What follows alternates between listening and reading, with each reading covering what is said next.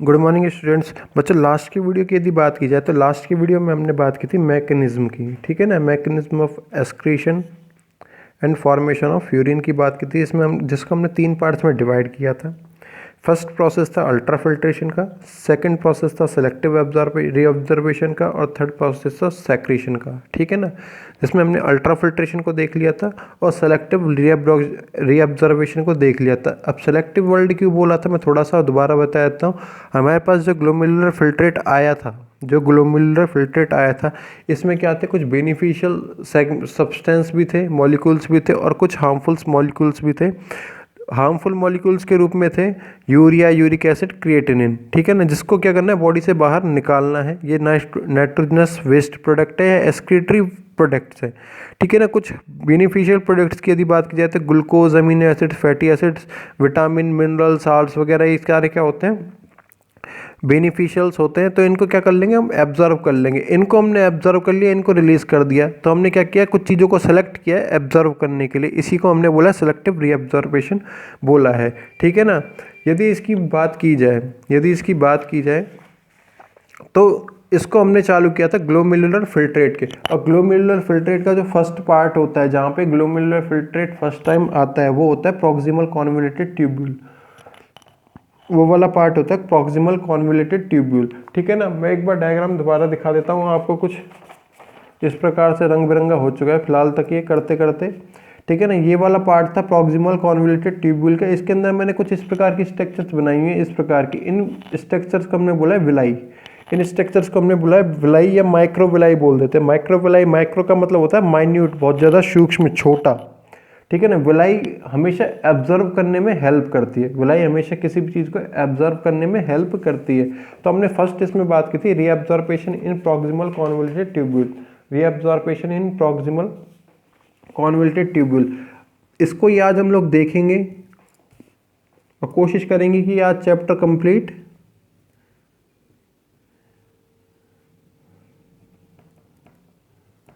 Reabsorption इन proximal convoluted tubule, ठीक है ना। तो इसकी इनर वॉल पे क्या है, प्रॉक्सिमल कॉन्वोल्यूटेड ट्यूब्यूल है जो, इसकी इनर वॉल पे क्या पाई जाती है, बहुत सारी माइक्रोविलाइज पाई जाती है, जो कि किसी भी चीज़ को एब्जॉर्ब करने के लिए जो हमारे पास एब्जॉर्प्शन सरफेस होती है, उसका जो वॉल्यूम होता है उसको 20 गुना तक, 20 टाइम्स मोर क्या कर देती है, बढ़ा देती है। क्या कर देती है, रीअब्जॉर्प्शन पावर को 20 गुना तक ये बढ़ा देती है। मैं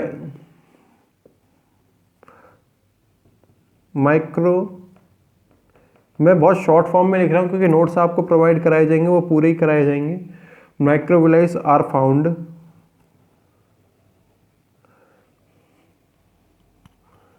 इन inner surface of proximal convoluted tubule.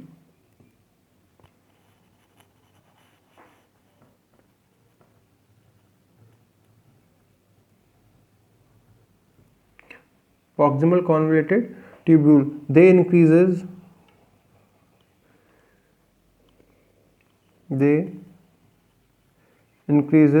absorption capacity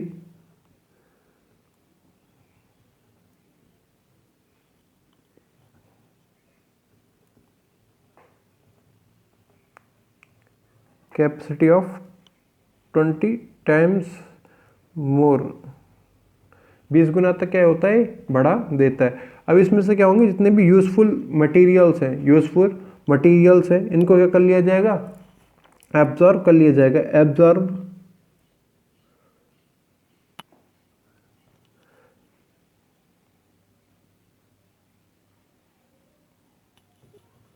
useful material, like हमने बात किया क्या क्या, ग्लूकोज की। इसको बताऊंगा कि ये कैसे करते हैं। विटामिन्स को, अमीनो एसिड्स को एमिनो एसिड्स को इनऑर्गेनिक साल्ट्स, इनऑर्गेनिक साल्ट्स में जितने भी आते हैं सोडियम, पोटेशियम, कैल्शियम, ये सारे के सारे इनऑर्गेनिक साल्ट्स, ठीक है ना, बाय एक्टिव ट्रांसपोर्टेशन।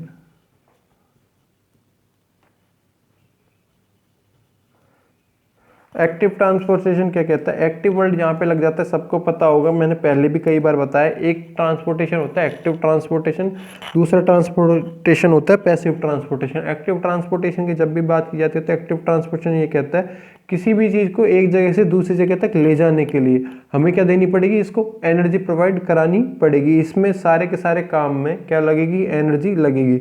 मतलब हमने ग्लूकोज को, इन सब चीज़ों को एब्जॉर्व किया है तो हमें क्या लगानी पड़ेगी, इनको एब्जॉर्व करने के लिए एनर्जी लगानी पड़ेगी, पहली बात तो, ठीक है ना। इनको क्या कर लिया है हमने, एब्जॉर्व कर लिया है लगभग 60 to 80% तक, 60 to 80% सब्सटेंस जो होंगे यहाँ पे क्या हो जाते हैं, इसमें प्रॉक्सिमल कॉन्वोल्यूटेड ट्यूब्यूल में सब्सटेंसेस आर एब्जॉर्ब्ड, ये क्या हो जाते हैं यहाँ पे, एब्जॉर्ब हो जाते हैं, ठीक है ना। जो जो हमारी चीज़ का क्या है, मतलब के हैं, जो जो क्या है हमारी चीज़ के मतलब के हैं, बॉडी के क्या है लिए बहुत ज़्यादा बेनिफिशियल है, ये सारे के सारे जो होंगे इनको हमने क्या कर लिया है, एब्जॉर्पेशन कर लिया है इनका। और इसको हम लोग बोलते हैं renal threshold value. Renal word हमेशा किसके लिए यूज में लिया जाता है, किडनी के लिए लिया जाता है। मैं थोड़ा सा बताता हूँ, थ्रेशोल्ड का मतलब होता है हाई, वैल्यू हमेशा ली जाती है किसके लिए, पोटेंशियल के लिए, या दूसरी भाषा में बोलते एनर्जी के लिए, ठीक है ना। अब किडनी की क्या है, इसकी जो बहुत ज़्यादा एब्जॉर्व करने की जो कैपेसिटी है, जिस चीज़ को क्या कर देती है सबसे ज़्यादा एब्जॉर्व कर सकती है, उसमें क्या होंगे, सारे के सारे सब्सटेंस आएंगे, ये सारे के सारे सब्सटेंस क्या है उसमें आएंगे। इसको हमने बोला रीनल थ्रेशोल्ड वैल्यू, इसको हमने बोला है क्या, रीनल थ्रेशोल्ड वैल्यू। इनकी मैक्सिमम होती है, क्या होती है, मैक्सिमम वैल्यू होती है इन सब की, glucose, vitamin, amino acid, inorganic salt. इसके बाद में जो थोड़ी कम जिसकी वैल्यू होगी वो होगा क्या आपका, जैसे कि हम बात कर सकते हैं वाटर की बात कर सकते हैं, ठीक है ना, और कुछ मिनरल साल्ट्स की बात कर सकते हैं। और जिसकी बिल्कुल भी वैल्यू नहीं होती है, थ्रेशोल्ड वैल्यू बिल्कुल क्या होती है, जीरो होती है, जैसे कि यूरिया हो सकता है, यूरिक एसिड हो सकता है, ठीक है ना।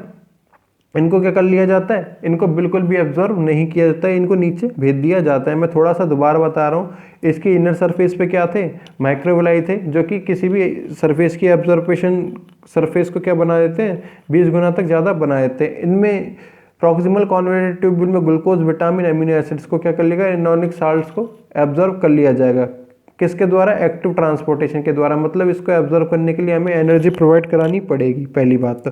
60 से 80% तक जो ग्लोमेरुलर फिल्ट्रेट में आए थे इसको यहाँ पे एब्जॉर्व कर लिया है हमने, ठीक है ना। ये सारे जो पदार्थ, ये सारे जो सब्सटेंस एब्जॉर्व किए, इनकी जो एनर्जी वैल्यू होती है ये सबसे ज़्यादा क्या होती है, हाई होती है, जिसको किडनी के द्वारा क्या कर लिया जाएगा, किडनी के हेल्प से एब्जॉर्व कर लिया है। इसके बाद में आएंगे कुछ सब्सटेंस ऐसे जिनकी मैक्सिमम वैल्यू ना होके कुछ कम होगी, ठीक है ना, मीडियम वैल्यू कह सकते हैं, जैसे कि वाटर हो सकता है, इनऑर्गेनिक साल्ट्स हो सकते हैं। इसको हम लोग नीचे की तरफ क्या कर लेंगे, एब्जॉर्व कर लेंगे। और कुछ ऐसे सब्सटेंस होगी जिनकी जो वैल्यू होगी, रीनल वैल्यू होगी, क्या होगी, बिल्कुल जीरो होगी, जिसको बिल्कुल भी एब्जॉर्व नहीं किया जाएगा, जिसको क्या है, बिल्कुल भी एब्जॉर्व नहीं किया जाएगा। मैं थोड़ा सा और बता दूंगा अभी।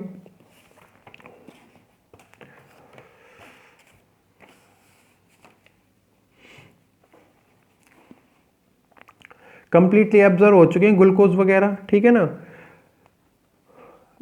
लेस एब्जॉर्पेशन ऑफ, यहाँ लिख देता हूँ,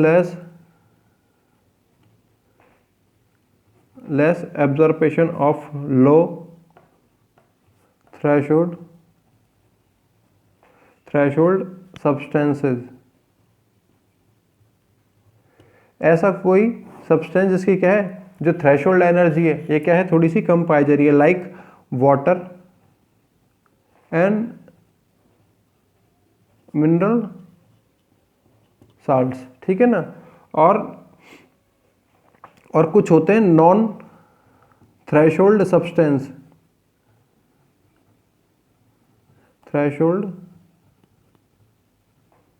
सब्सटेंस है। नॉन का मतलब होता है नहीं वाले, जिसमें थ्रेशोल्ड सब्सटेंस या एनर्जी बिल्कुल भी नहीं होती है, like urea, uric acid and creatinine etcetera, sulphate वगैरह हो सकते हैं, ठीक है ना। ये सारे के सारे क्या होंगे, नॉन थ्रेशोल्ड सब्सटेंस हो गए। तो ये सारा आपको समझ में आ ही गया। फिर सेकंड नंबर पे आता है हमारे पास रीअब्जॉर्प्शन इन हिनलेज लूप।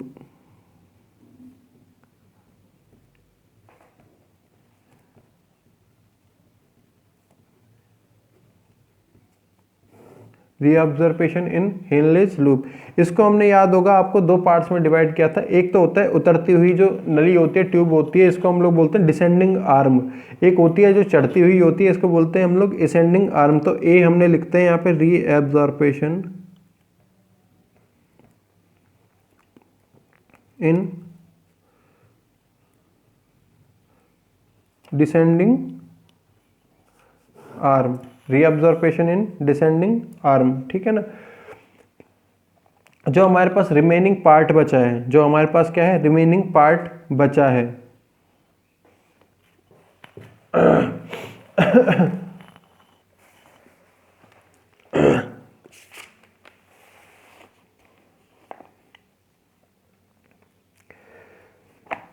रिमेनिंग पार्ट में यदि हम लोग बात करते हैं, एक तो क्या होता है, ब्लड का प्लाज्मा होता है कुछ मात्रा में, प्लस में क्या होता है, फिल्ट्रेट होता है।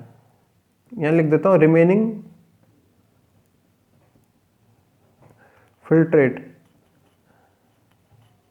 ठीक है ना, रिमेनिंग फिल्ट्रेट। इन दोनों का जो ऑस्मोटिक प्रेशर है, ऑस्मोटिक प्रेशर आपको पता ही है, दोबारा थोड़ा सा और बता देता हूँ। ऑस्मोटिक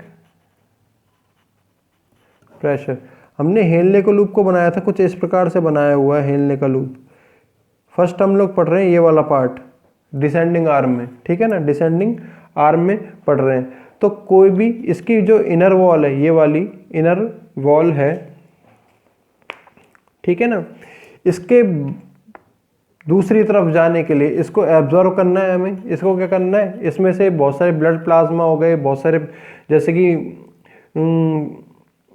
हम लोग बात कर सकते हैं साल्ट्स की, सोडियम पोटेशियम क्लोराइड वगैरह, इनके कारण क्या होती है, परमेबिलिटी पाई जाती है, आइसोटोनिक परमेबिलिटी इसमें पाई जाती है, जिसमें क्या होगा, ये वाटर मॉलिक्यूल्स के लिए, वाटर मॉलिक्यूल्स, मिनरल्स के लिए क्या होगी, परमिएबल होगी, परमिएबल होगी। और यूरिक एसिड के लिए क्या होगी, इम्परमिएबल होगी।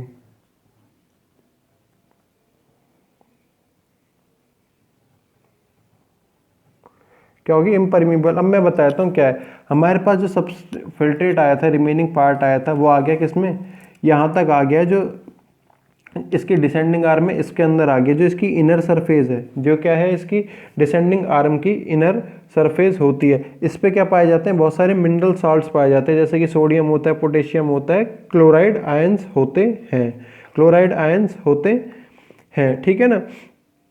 जो कि अब यहाँ से क्या किया जाएगा, वाटर मॉलिक्यूल्स के जितने भी H2O के मॉलिक्यूल्स होंगे, इसको क्या कर लेगी, इनको एब्जर्व कर लेगी। इनके लिए क्या होती है, हमेशा परमिएबल होती है। इसको ही बोलते हैं हम लोग सिलेक्टिव परमिएबल मेम्ब्रेन भी बोल सकते हैं। और ऑस्मोटिक प्रेशर का को समझाया जाए और भी, तो ऑस्मोटिक प्रेशर भी ये कहता है किसी भी मॉलिक्यूल में, किसी भी मॉलिक्यूल का मूवमेंट, ठीक है ना, या कह सकते हैं हम लोग किसी भी सॉल्वेंट का मूवमेंट जो कि उसकी हाई फ्रिक्वेंसी से, इसमें हेनलेस जो लूप था, इसमें क्या थी, वाटर की जो मात्रा थी, क्वांटिटी ऑफ वाटर थी, क्या थी, ज़्यादा थी, कहाँ की तुलना में, बाहर की तुलना में, ठीक है ना।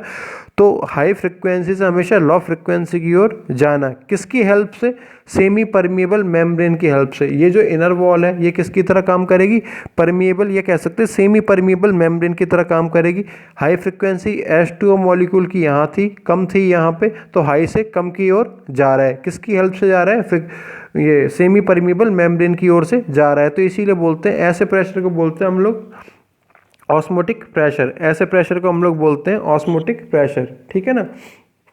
और ये बात पता ही होगी आपको, थोड़ा सा मैंने पहले भी बताया हुआ है। ये क्या हो गया, ये वाटर के लिए परमिएबल हो चुकी है। और ये जो लूप का ये वाला जो पार्ट होता है, डिसेंडिंग जो आर्म होती है, ये हमेशा क्या रहती है, मेंडुला में पाई जाती है।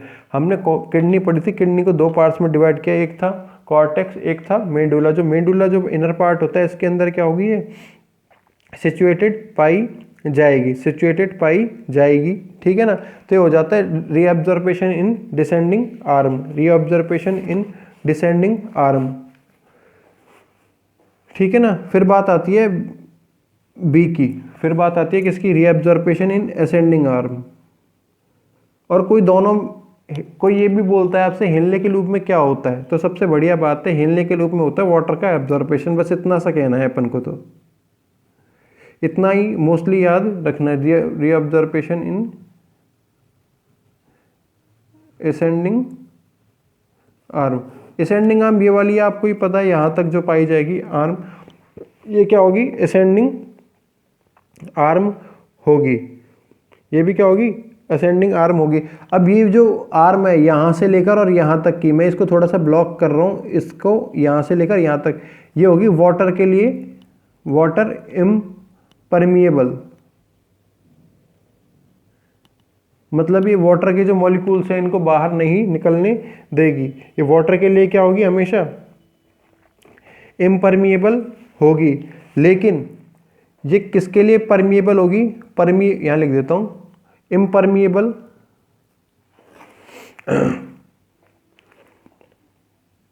कहाँ गया, इम्परमिएबल फ्रॉम, फॉर कर देता हूं, for water and permeable for minerals. Minerals जो आए थे हमारे पास, इनके लिए क्या होगी, हमेशा परमिएबल पाई जाएगी, परमिएबल पाई जाएगी। हमने यहाँ पे बात की थी, यहाँ पे क्या थी, यहाँ पे ये वाटर के लिए मोस्टली क्या थी, यहाँ पे परमिएबल पाई जाती है। वाटर के लिए मोस्टली क्या होगी, परमिएबल पाई जाती है। ये वाली मिनरल्स के लिए परमिएबल पाई जाएगी, वाटर के लिए परमिएबल नहीं पाई जाएगी, वाटर के लिए परमिएबल नहीं पाई जाती है। अब वाटर, ये यहाँ पे क्या है, मिनरल्स के लिए परमिएबल है, यहाँ पे क्या है, मिनरल्स के लिए परमिएबल है, वाटर के लिए परमिएबल नहीं है। तो इसी प्रकार से हम आ जाते हैं फिर किसमें, डिस्टल कॉन्वोल्यूटेड ट्यूब्यूल जो होता है हमारा पार्ट हिलने के लूप में। तो हिलने के लूप को थोड़ा सा मैं दोबारा बता देता हूँ डायग्राम दिखा के आपको।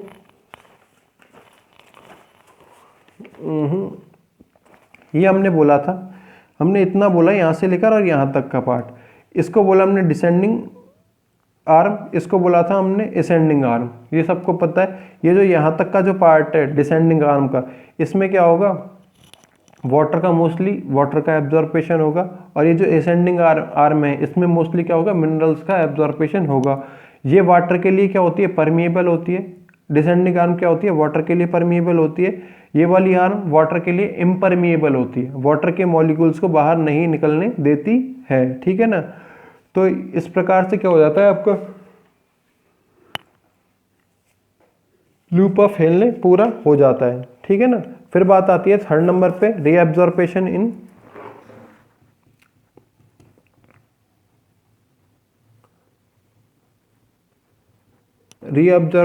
इन distal convoluted tubule.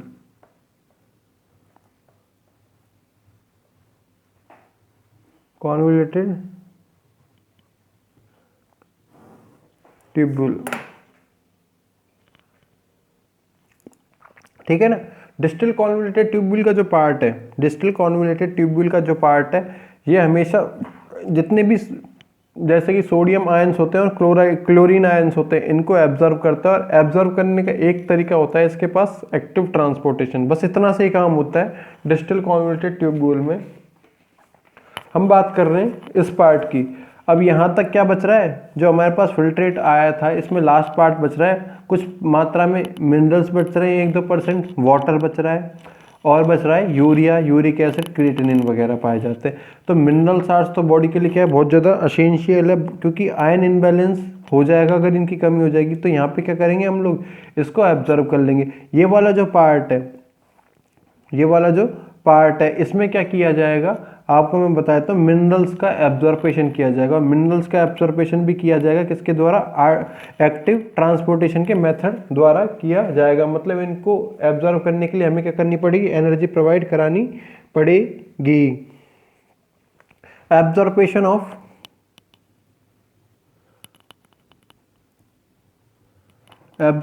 Of sodium and chlorine ions by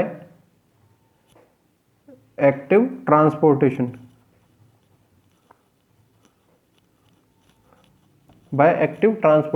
active transportation के जो मेथड है, ठीक है ना, इसके द्वारा क्या करेंगे हम लोग, इनको एब्जॉर्ब कर लेंगे। फिर उसके बाद में आता है नेक्स्ट 4th नंबर पे आता है reabsorption in collecting tubule.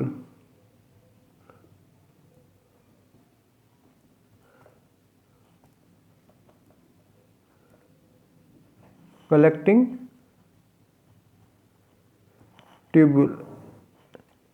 Tubule में क्या करना है, इन सबको एब्जॉर्व करने का काम करना, ठीक है ना।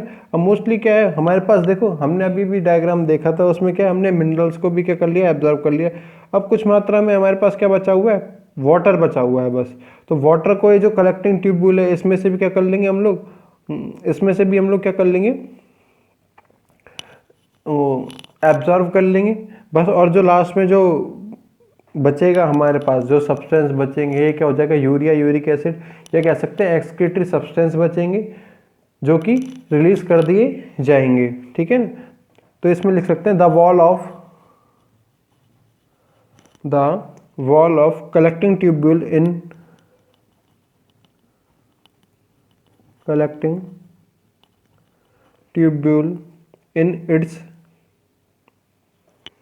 इन इट्स इंटीरियर या इनर पार्ट इज स्लाइटली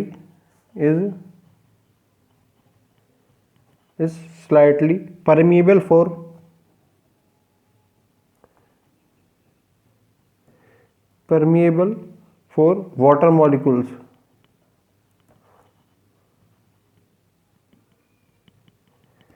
किसके लिए, वाटर परमिएबल होती है, किसके लिए, वाटर के मॉलिक्यूल्स के लिए होगी ये परमिएबल। तो कलेक्टिंग ट्यूब्यूल्स में से भी हमने क्या कर लिया, रीअब्जॉर्प्शन कर लिया। हमारे पास फर्स्ट टॉपिक था अल्ट्रा फिल्ट्रेशन का, सेकंड टॉपिक था सेलेक्टिव रीअब्जॉर्प्शन। यहाँ तक एब्जॉर्प्शन का काम हमारा कंप्लीट हो चुका है। फिर उसके बाद में थर्ड टॉपिक आता है हमारे पास सेक्रीशन का। किसका आता है, सेक्रीशन का, मतलब रिलीज का आता है। अब कलेक्टिंग ट्यूब्यूल में बचा क्या है, हार्मफुल मटेरियल्स बचे हैं, लाइक कुछ मेडिसिन बची हैं, कुछ यूरिक एसिड बचे हैं, कुछ यूरिया बचा है, जिनको हम लोगों को क्या नहीं करना था, एब्जॉर्व नहीं करना था। इसको क्या कर लेंगे, बॉडी से हम बाहर निकाल लेंगे, इसको बॉडी से क्या है हम बाहर निकाल देंगे। सम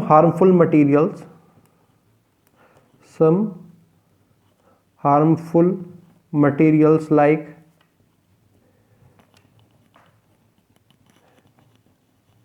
urea, uric acid, creatinine,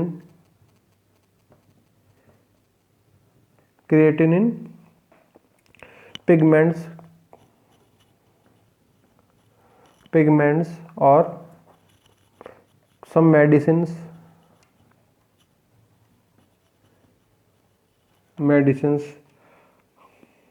are secreted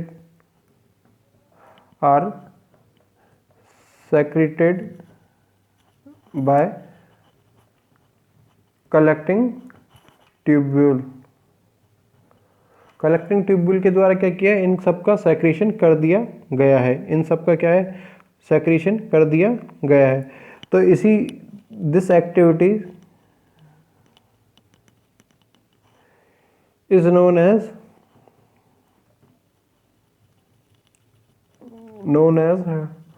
tubular secretion.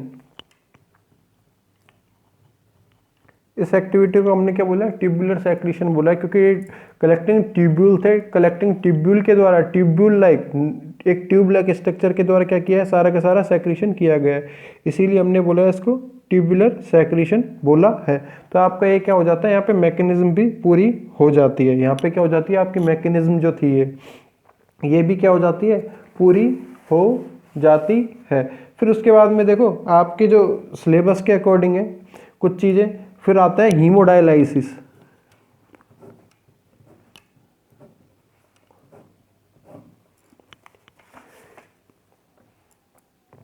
एक टॉपिक आता है छोटा सा,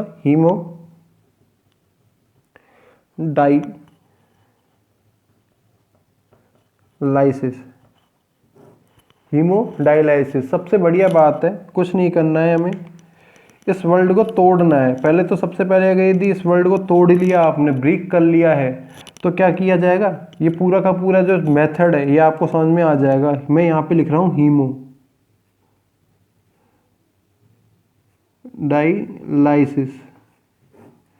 ठीक है ना। हीमोडायलाइसिस थोड़ा सा और जूम कर देता हूँ मैं आपके लिए वीडियो को। ओके, हीमो वर्ल्ड बनाए किसके लिए, हीमोग्लोबिन के लिए, और मैं यहाँ टोटली लिख रहा हूँ ब्लड।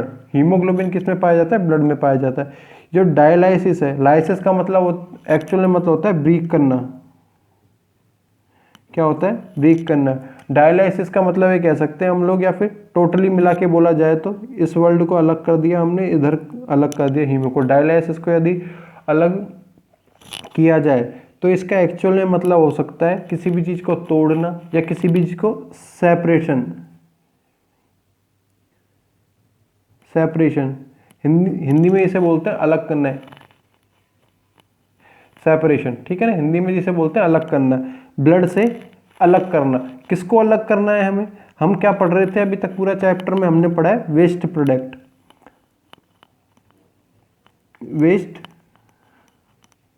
प्रोडक्ट, ठीक है ना। तो सीधा सिंपल सी एक छोटी सी हिंदी में डेफिनेशन बता देता हूँ, ब्लड से वेस्ट प्रोडक्ट को क्या करना, अलग करना, क्या कहलाएगा, हीमोडायलाइसिस कहलाएगा। ओके, अब हीमोडायलाइसिस की हमें ज़रूरत क्यों पड़ी, अब हीमोडायलाइसिस की हमें ज़रूरत क्यों पड़ी है, ब्लड से जितने भी वेस्ट प्रोडक्ट थे उनको सेपरेट करने का, उनको अलग करने का काम कौन कर रहा था, अभी तो हमने पढ़ा है किडनी क्या कर रही थी, ब्लड से जितने भी वेस्ट प्रोडक्ट थे इनको अलग करने का काम कर रही थी।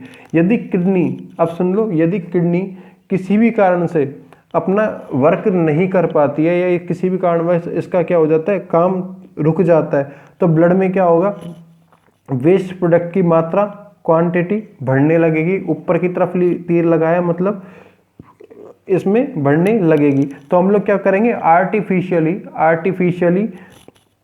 ब्लड से वेस्ट प्रोडक्ट को बाहर निकालेंगे, वेस्ट प्रोडक्ट को अलग करने का काम करेंगे। इसी को हम लोग बोलते हैं हीमोडायलाइसिस बोलते हैं। सबसे पहले हम लोग क्या करेंगे, रिमूवल ऑफ ब्लड। जो वेस्ट क्या है, ब्लड है, वेस्ट ब्लड कह सकते हैं, या नाइट्रोजनस एक्सक्रीटरी ब्लड है, क्या कह सकते हैं, ब्लड में जो भी हमारे प्रोडक्ट घुले हुए हैं, वेस्ट प्रोडक्ट घुले हुए हैं, इस ब्लड को हम लोग क्या निकालेंगे, बाहर निकालेंगे। अब सबको समझ में आ रहा होगा कि सर जी अगर ब्लड को बाहर निकाल दिया जाएगा तो ब्लड जम जाएगा, बिल्कुल जम जाएगा। इसको नहीं जमने के लिए हम लोग इसमें मिलाएंगे हिपेरिन आपको पहले भी याद आ रहा होगा, हमारी जो वेसल्स होती हैं इसके अंदर ब्लड नहीं जमता, तो उस नहीं जमने का कारण भी ये होता है, हिपेरिन नाम का एक प्रोटीन पाया जाता है, इसी को बोलते हैं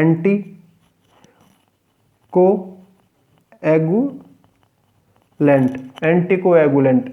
कोएगुलेशन का मतलब होता है जमना, एंटी का मतलब हो गया उसके विपरीत काम करने वाला, जो उसको जमने से क्या करता है, रोकता है, जो कि क्या करता है, जमने से हम रोकता है।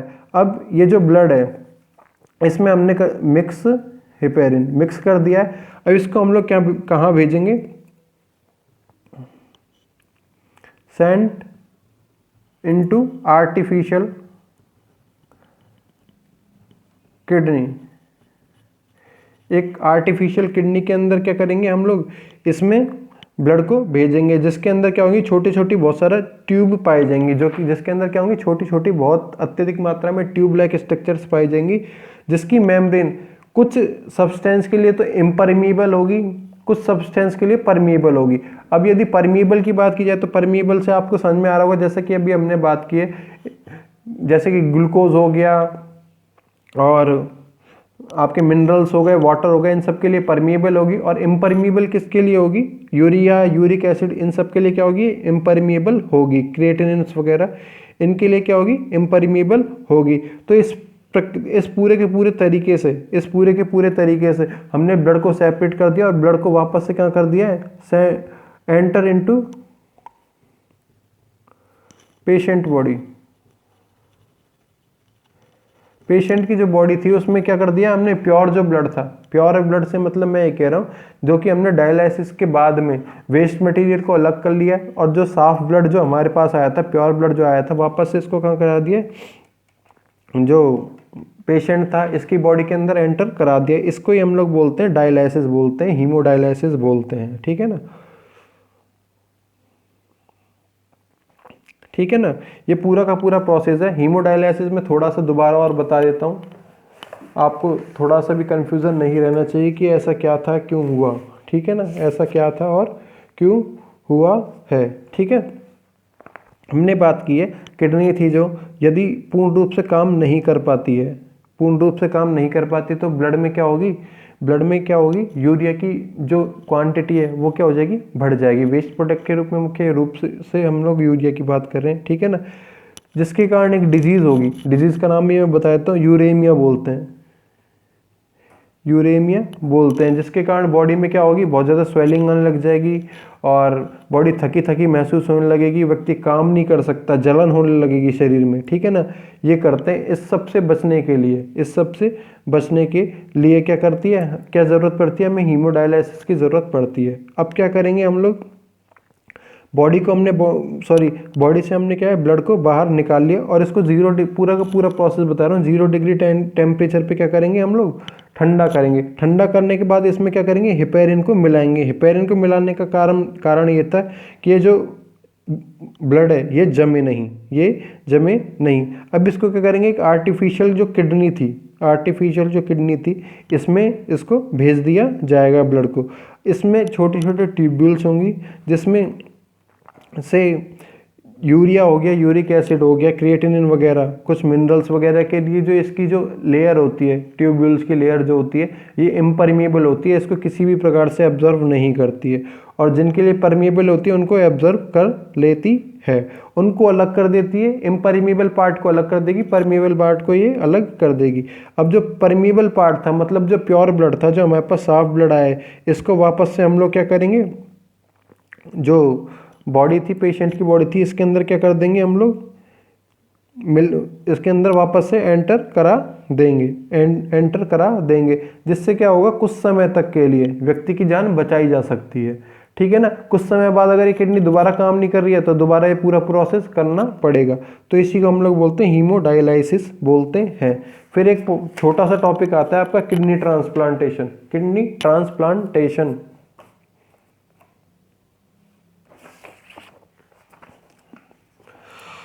एक छोटा सा टॉपिक आता है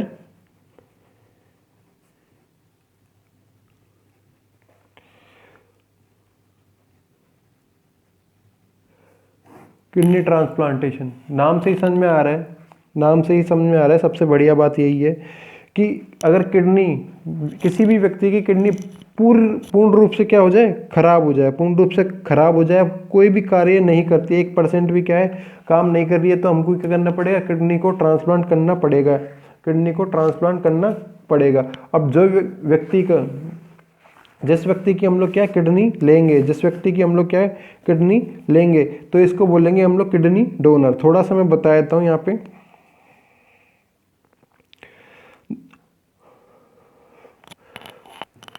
तो हमने किडनी ट्रांसप्लांटेशन किसे बोला? Kidney transfer process. Kidney transfer process is known as kidney transplantation. Kidney transplantation. एक बात की जाएगी किडनी डोनर की, एक बात की जाएगी किसकी, किडनी डोनर की। अभी किडनी डोनर कौन हो, किडनी को देने वाला, किडनी को देने वाला।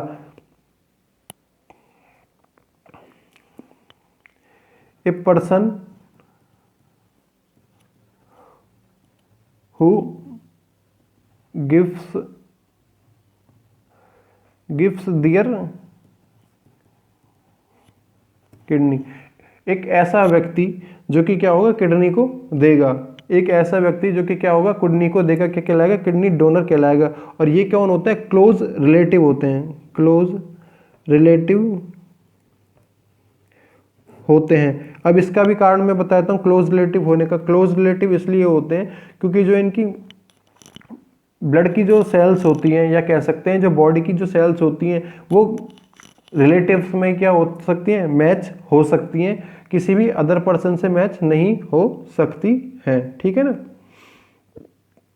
किसी भी अदर पर्सन से क्या है, ये नहीं हो पाती है। ठीक है, तो ये पूरा का पूरा जो प्रोसेस है, इसको हमने बोला किडनी ट्रांसप्लांटेशन का प्रोसेस बोला है। ओके, दोबारा बता देता हूँ, किडनी को ट्रांसफर करना। किडनी यदि पूर्ण रूप से खराब हो चुकी है, काम करना बंद कर दिया है, तो हमको किडनी ट्रांसप्लांटेशन की जरूरत पड़ेगी। किडनी को ट्रांसफर करने के प्रोसेस को हमने किडनी ट्रांसप्लांटेशन बोला।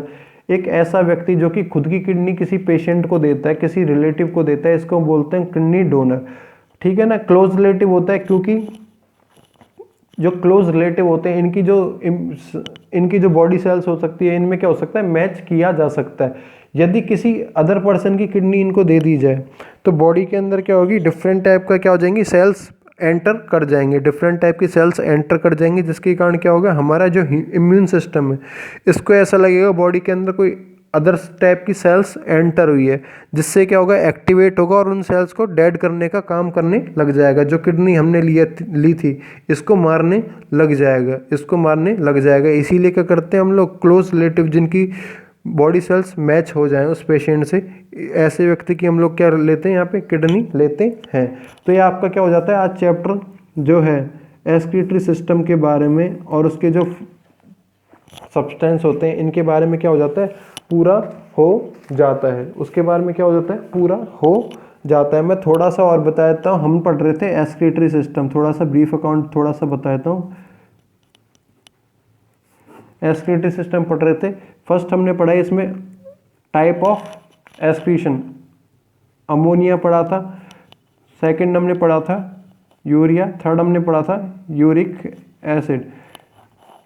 ऐसे एनिमल जो अमोनिया को सेक्रेट करते हैं अमोनियोटैलिक कहलाते हैं, यूरिया को सेक्रेशन करने वाले यूरियोटैलिक, और यूरिक एसिड को सेक्रेशन करने वाले यूरिकोटैलिक कहलाते हैं। ठीक है ना, फिर हमने एक्सक्रीटरी सिस्टम की एक डायग्राम देखा था, जिसमें हमने दो किडनी बनाई थी, नीचे की तरफ यूरेटर निकाले थे, मतलब जिनकी हेल्प से किडनी से जो यूरिनरी ब्लैडर के अंदर आता है वो देखा था। फिर हमने इंटरनल स्ट्रक्चर देखी थी किडनी की, जिसमें हमने दो पार्ट्स देखे थे। इंटरनल स्ट्रक्चर ऑफ किडनी में एक था कॉर्टेक्स, जो कि आउटर पार्ट था कैप्सूल के नीचे। ये वाला जो पार्ट है ये कहलाएगा का कॉर्टेक्स, और यहाँ पे जो पाए जाते हैं इस प्रकार से, ये पार्ट कहलाएगा मेडुला। बी था मेडुला, ठीक है ना, बी क्या था, मेडुला था। फिर हमने बात की है किसकी बात की है, नेफ्रॉन स्ट्रक्चर की। नेफ्रॉन कहते हैं या यूरिनी फेरस ट्यूब्यूल कह देते हैं, जिसको हमने कुछ इस प्रकार से देखा था। यहाँ से कलेक्टिंग ट्यूब्यूल आ जाएंगी, ठीक है ना। ये क्या हो जाएगा, मेल्पिगियन बॉडी। मेल्पिगियन बॉडी हमेशा दो चीज़ों से मिलकर बनी होती है, एक होता है ग्लोमेरुलस, जो कि ये वाला मैं बना रहा हूँ फिलहाल पेन चलाता हुआ, जहाँ पे ब्लड कैपिलरीज या ब्लड वेसल्स आएंगी और ब्लड को लेकर वापस से ले चल जाएंगे, इसको बोलते हैं हम लोग ग्लोमेरुलस। इसको ग्लोमेरुलस बोल रहे हैं। इसको हमने बोला है बोमन्स कैप्सूल। बोमन्स कैप्सूल ये होता है, इसके अंदर छोटे छोटे पोर्स पाए जाते हैं, इसके अंदर छोटे छोटे पोर्स पाए जाते हैं, इससे ग्लोमेरुलर फिल्ट्रेट निकल के आता है, जो भी फिल्टर हो जाता है निकल के आ जाता है। फिर ये हो जाती है प्रॉक्सिमल कॉन्वोल्यूटेड ट्यूब्यूल, यहाँ से उतरती हुई और चढ़ती हुई दो अवस्था में क्या पाई जाती है, हेनलेज लूप पाया जाता है। क्या पाया जाता है? हिनलेस लूप। फिर ये कहलाता है प्रॉक्सिमल कॉन्वोल्यूटेड ट्यूब्यूल। ये क्या कहलाता है? प्रॉक्सिमल कॉन्वोल्यूटेड ट्यूब्यूल, जिसके अंदर क्या किया जाएगा? मिनरल एब्जॉर्प्शन किया जाएगा। फिर बात की जाएगी कलेक्टिंग ट्यूब्यूल की, इसके अंदर कुछ मात्रा में वाटर को एब्जॉर्व किया जाएगा। फिर उसके बाद में सेक्रेट कर दिया जाएगा जो भी है, ठीक है ना। फिर उसके हमने बाद में पढ़ी थी मैकेनिज्म भी थोड़ी सी बताता हूँ। मैकेनिज्म को हमने 3 पार्ट्स में डिवाइड किया। फर्स्ट था अल्ट्रा फिल्ट्रेशन, सेकंड था सेलेक्टिव रीअब्जॉर्प्शन, थर्ड था सेक्रीशन। अल्ट्रा फिल्ट्रेशन था जो भी यहाँ पे सब्सटेंस फिल्टर होके आए, इसकी हमने बोला अल्ट्रा फिल्ट्रेशन। फिर बात की हमने सेलेक्टिव रीअब्जॉर्प्शन। इसको हमने बांटा कहाँ तक? प्रॉक्सिमल कॉन्वोल्यूटेड ट्यूब्यूल में हिलने के लूप की दोनों पार्ट्स में, ठीक है ना। और फिर डिस्टल कॉन्वोल्यूटेड पार्ट्स में कलेक्टिंग ट्यूब्यूल। इन सब में क्या होगा? थोड़ा थोड़ा कुछ मात्रा में ऑब्जर्वेशन होगा। अगर बात की जाए फर्स्ट पार्ट की, जो कि क्या है? प्रॉक्सिमल कॉन्वोल्यूटेड ट्यूब्यूल, इसकी यदि बात की जाए तो इसमें मोस्टली जो पार्ट है 85% तक पार्ट होता है जो उसको एब्जर्व कर लिया जाता है बाय एक्टिव ट्रांसपोर्टेशन। हिलने का जो लूप है यहाँ पे क्या किया जाएगा? डिसेंडिंग आर्म के अंदर वाटर को एब्जर्व किया जाएगा, असेंडिंग आर्म के अंदर मिनरल्स को एब्जर्व किया जाएगा, ठीक है ना। मिनरल्स को एब्जर्व किया जाएगा। उसके बाद में आते हैं डिस्टल कॉन्वोल्यूटेड ट्यूब्यूल, जो कि यहाँ से यहाँ तक का पार्ट होता है। इसमें मिनरल्स को क्या किया जाएगा? एब्जर्व किया जाएगा। फिर उसके बाद में जो भी सेक्रीशन होगा, सेक्रीशन क्या है? इसमें कलेक्टिंग ट्यूब्यूल में आ जाएगा कुछ मात्रा में वाटर, और जो वेस्ट प्रोडक्ट्स हैं वो इसमें से वाटर को क्या कर लेंगे हम लोग? एब्जर्व कर लेंगे। देन सेक्रीशन, जितना भी वेस्ट प्रोडक्ट है इसको क्या कर देंगे? बॉडी से बाहर निकाल देंगे। ये हो जाएगा सेक्रीशन। ये हो जाता है आपका चैप्टर। फिर हमने बात की है, एक बात की हमने हीमोडायलिसिस की। हीमोडायलिसिस हमने बोला है यदि ब्लड के अंदर जितने भी वेस्ट प्रोडक्ट है इनकी मात्रा क्या हो जाती है? बढ़ जाती है, तो एक डिजीज़ हो जाती है। इस डिजीज़ को हम लोग बोलते हैं यूरेमिया। इस डिजीज़ को हम लोग बोलते हैं यूरेमिया, जिसके कारण बहुत सारी बॉडी के अंदर इम्प्योरिटीज आने लग जाती है। ऐसे बॉडी थकी थकी महसूस होगी, एक्ने प्रॉब्लम होने लग जाएगी, घुटने दर्द, जॉइंट्स जितने भी होंगे दर्द करने लग जाएंगे। बॉडी को सांस लेने में क्या है? पेशेंट को दिक्कत आएगी, बहुत सारी दिक्कतें हो जाएंगी, ठीक है ना। इसको बोला हमने यूरेमिया बोला है, ठीक है ना। तो ब्लड से आर्टिफिशियल मैनर में, आर्टिफिशियल फॉर्म में यूरिक एसिड को, यूरिन को अलग करना, यूरिया को अलग करना क्या कहलाता है? हीमोडायलिसिस कहलाता है। पूरा का पूरा प्रोसेस मैंने बता ही दिया है आपको अभी आज की वीडियो में। फिर बात की हमने एक किडनी, कहाँ गया? किडनी ट्रांसप्लांटेशन की। ये किडनी ट्रांसप्लांटेशन का प्रोसेस है, ये अभी भी बताया था, दोबारा बता देता हूँ। किडनी को ट्रांसफर यदि कर रहे हैं हम, तो इसको बोलते हैं हम लोग किडनी ट्रांसप्लांटेशन। इसमें होता है एक ऐसा व्यक्ति जो कि क्लोजली रिलेटिव होगा, इसको बोलेंगे हम लोग किडनी डोनर, जो कि अपनी किडनी को देता है किसी भी पेशेंट को, ठीक है ना। ये पूरा का पूरा आपका यहाँ तक चैप्टर खत्म हो जाता है। नेक्स्ट वीडियो से नेक्स्ट चैप्टर देखेंगे। Thank you.